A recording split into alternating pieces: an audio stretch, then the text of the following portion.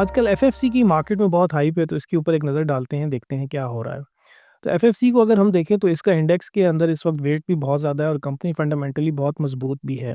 लेकिन कुछ चंद चीज़ें हैं जिससे इस कंपनी को बहुत ज़्यादा फ़ायदा हुआ भी है और आने वाले वक्त में भी इसको एक अच्छा खासा एडवांटेज हो सकता है। अच्छा, सबसे पहले तो अगर हम देखें तो एफएफसी को सबसे ज़्यादा जो एडवांटेज है वो है गैस का, क्योंकि एफएफसी गैस लेता है डायरेक्ट माड़ी से, जबकि हमारे फर्टिलाइज़र के अंदर जो दूसरे कंपेटिटर्स हैं वो एसएनजीपी या एसएसजीसी से लेते हैं, जिससे उनकी कॉस्ट थोड़ी सी बढ़ जाती है। तो सबसे पहला फ़ायदा तो एफएफसी को गैस प्राइस की वजह से पड़ा।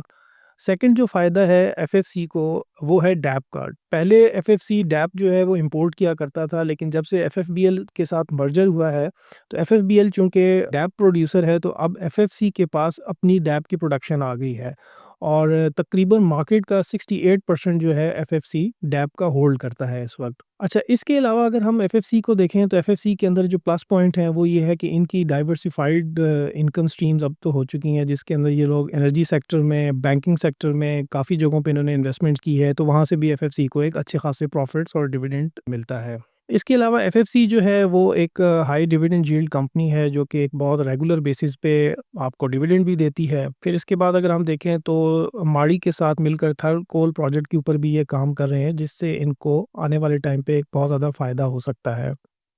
इसके अलावा अगर हम एफएफसी को देखें तो एफएफसी ने जो अभी सबसे लेटेस्ट जो एक वेंचर किया है वो है एग्रीटेक को इन्होंने एक्वायर किया है। और एग्रीटेक तो इतना ज़्यादा कोई परफॉर्म नहीं कर रही, लेकिन एफएफसी ये ट्राई कर रहा है कि गवर्नमेंट को इन्होंने एक सजेशन दी है जिसके अंदर एग्रीटेक को भी गैस माड़ी के थ्रू देने की बात हो रही है। अगर तो ऐसा हो जाता है तो एग्रीटेक ऑब्वियसली प्रॉफिट में आ जाएगा। अगर एग्रीटेक प्रॉफिट में आता है तो उसका इम्पैक्ट डायरेक्टली एफएफसी के ऊपर भी आएगा, जो कि एफएफसी के लिए एक बहुत बेनिफिशियल हो सकता है। इसके अलावा अगर हम फर्टिलाइज़र को ओवरऑल देखें तो आने वाले टाइम पे फर्टिलाइज़र की परफॉर्मेंस वैसे भी बेहतर नज़र आ रही है, क्योंकि अगर अगर हम इसका हिस्टोरिकल डेटा देखें तो जब भी फ्लड्स आते हैं, फ्लड्स के आने के 2 साल के बाद या साल के बाद हमेशा एग्रीकल्चर जो है वो ग्रो करती है। तो सेल्स जो हैं ऑलरेडी बेहतर हैं। अभी आपको पता है कि एफएफसी ने बहुत ज़्यादा एक्सपोर्ट्स भी किए हैं और आने वाले टाइम पे भी अगर खुदा ना खास्ता कोई मेजर फ्लड नहीं आता तो एफएफसी की जो ग्रोथ है वो बहुत बेहतर रहेगी।